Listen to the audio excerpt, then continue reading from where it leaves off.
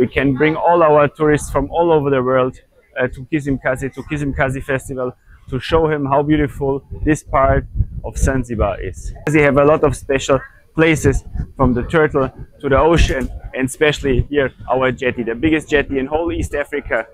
And this is amazing. You can make a lot of tours here. You can see the whole island.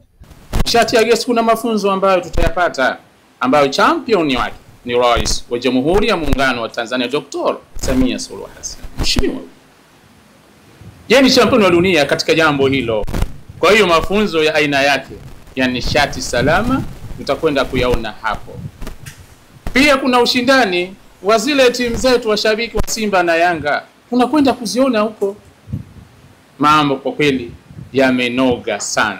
Na katika tamasha hilo kutakuwa na mashindano ya marathon kwa wenyeji na wageni kutoka nchi mbalimbali. Kutakuwa na upimaji wa afya, uzinduzi wa maonyesho, kutakuwa na mashindano ya kuhifadhi Qur'ani.